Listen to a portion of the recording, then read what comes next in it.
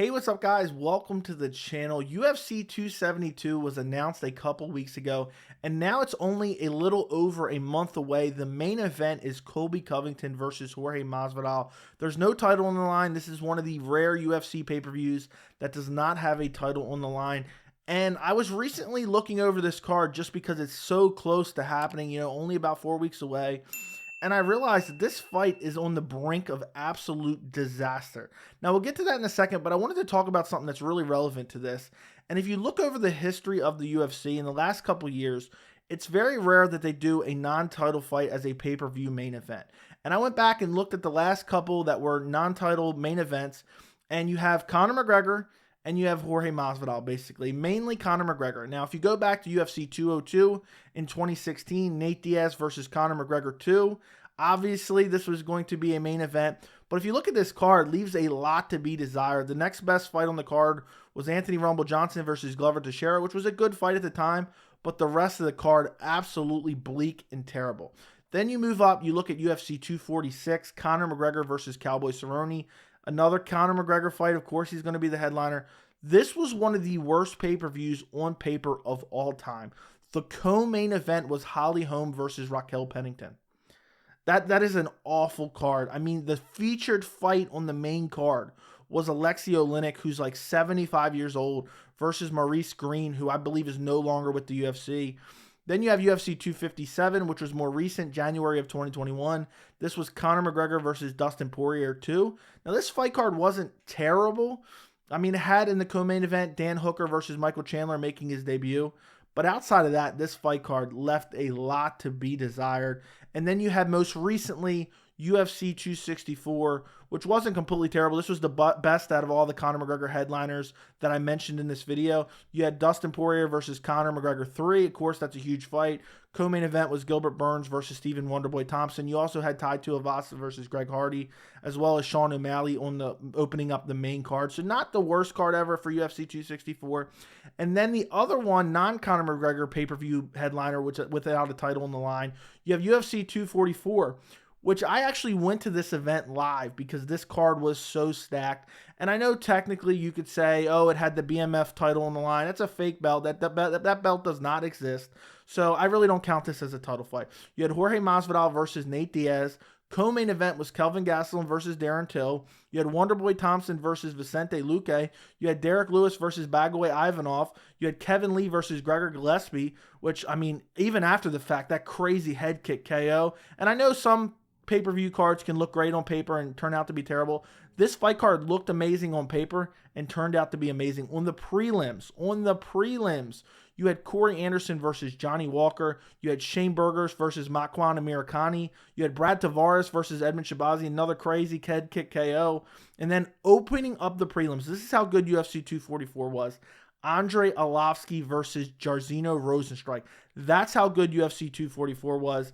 And, the point I'm getting to here is when you look over UFC 272, the main event's Colby Covington versus Jorge Masvidal, which, don't get me wrong, guys, I am very excited for this main event, probably for different reasons than you guys are. I know a lot of people are super interested in this storyline. Two former best friends who now Colby Covington left the gym and now he's training somewhere else and now they supposedly hate each other. But for me, I'm interested in this fight because I like the stylistic matchup. It's a clash of styles. You have the typical striker versus grappler matchup. Can Colby Covington get him down, control him on the ground? Can Jorge Masvidal keep the fight standing and outstrike Colby Covington and knock him out? Now, I'm excited for that style clash, but I'm also excited. I believe these are two of the best welterweights in the world, even though they have losses to the current champion, Kamaru Usman. But if you're going to have a headliner like this, the fight card should be a lot better. And the reason I said this fight card is on the brink of disaster is because imagine, in today's day and age, you never know. Jorge Masvidal pulled out of his December fight against Leon Edwards. You never know with injuries, with sickness. You never know when a fight might get canceled. If the headliner of UFC 272 gets canceled between Colby Covington and Jorge Masvidal, they're gone off the card. The next best fight on the card is Edson Barboza versus Bryce Mitchell. Now, don't get me wrong. That's a compelling featherweight fight. You have Bryce Mitchell getting his biggest, step up in competition against Edson Barboza. That's not headliner pay-per-view worthy. And I don't believe the UFC should ever be putting a card together that if one fight pulls off, the card should have to get canceled. I think they've had it maybe once or twice in the past where they had a full-blown cancel a card because the fight card was so bad, the headliner pulled off, they could not continue with the pay-per-view. Imagine if this headliner fell off. And if you look through this card, don't get me wrong, there's some fun matchups on this card, but there needs to be something bigger added to this card, and I don't know if it's going to happen now. We're only 4 weeks away. I mean, unless they've told a fighter, okay, we're trying to get you on this card, and they're just working out the contract, and the guy's been training for the last month, and anticipations of coming to terms with the UFC, I don't know what's going to happen. You have Jessica I versus Manon Fury. Don't get me wrong, I'm interested in that fight, but that's a prelim at best. You have Sergey Spivak versus Greg Hardy. I know the UFC likes to, force him down our throats on main cards of pay-per-views, but I have no interest in that fight at all. You have Marina Rodriguez versus Yan Xiaonan. I love that fight. That belongs on the pay-per-view main card, but outside of that, I mean, this card is a disaster. And, I know the UFC stacked UFC 267. They stacked UFC 268. They stacked UFC 269. But UFC 272 is unacceptable in its current form. I just really believe that there should be something better added to this fight card. And you look at 244, the only one without Conor McGregor. I feel like Conor McGregor is an outlier because he's such a megastar. The UFC knows they can throw him on any pay-per-view, regardless of the quality, and it will sell. You look at UFC 244, the only one in recent memory or recent history that was headlined by a non-title fight.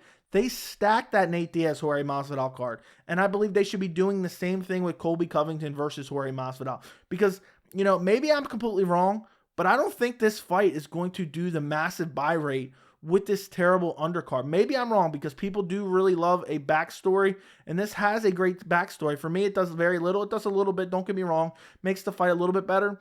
But, you have two guys who between them, if you combine their fights, they have one win since 2019.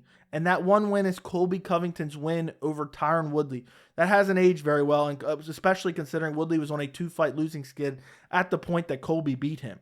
Other than that, they are 1-4 combined in the last 5 fights, with 4 losses to Kamaru Usman. It's not like this fight you can say, oh, this is definitely a number 1 contender fight. They both lost to Kamaru Usman, the champion, in the last few years. It's not like it was 5-6 years ago.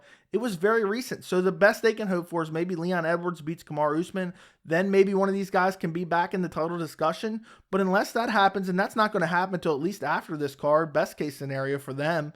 So what does this fight really mean? I mean, it's 2 high-level welterweights, don't get me wrong. It's a great style matchup, but this does not have the, crazy anticipation, at least in my part. I'm just giving you my opinion. This is my YouTube channel.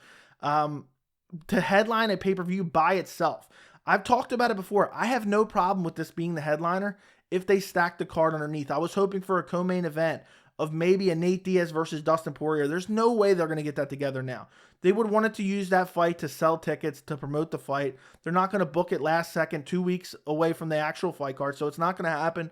Maybe they throw Khamzat Chimaev versus Gilbert Burns on this card, but I doubt that as well. Gilbert Burns just posted like a week or 2 ago that he had just started training camp. You think he's going to want to train for 1 month to fight Khamzat Chimaev? I don't think so. And I know Gilbert Burns will take short notice replacement fights. That's kind of how he got his title shot against Kamaru Usman to begin with, kind of skipped over a couple people. But I just don't think for a fight against Khamzat where he had so much to lose, I don't think that he's going to take it on a month's notice with only a month training camp. I just don't think it's going to happen. So maybe the UFC surprises me and they add something to this card. But, outside of that, this fight card does not belong on pay-per-view. Maybe the UFC, I mean, obviously they know more about the drawing power of Jorge Masvidal and Colby Covington than I do. Maybe they just assume because of this backstory, because both these guys are willing to promote the fight, it's going to sell regardless of the undercard. But, we start to get a slippery slope. People always say the difference between UFC and boxing is, they stack the UFC stack, or MMA in general, they stack the fight cards. It's not just a 1 fight card, basically, where people are only interested in the main event. So I don't want to get to a point where the UFC is just saying, we don't care about the main card as long as we have a decent main event, because this card, UFC 272, deserves to have more compelling and relevant fights on the card. So let me know what you guys think in the comments. I'm genuinely curious. Am I wrong? Is this fight card fine as it is? Would you order this card if Jorge Masvidal versus Colby Covington fell off the card? Because I definitely wouldn't. There's no way I would be paying, $80 including tax to pay for this card, it would be Edson Barboza versus Bryce Mitchell as the main event. I get maybe the UFC would find a short notice replacement, but still, you know, I just don't think that happens. Let me know what you guys think in the comments. Don't forget to like the video, and thank you so much for watching.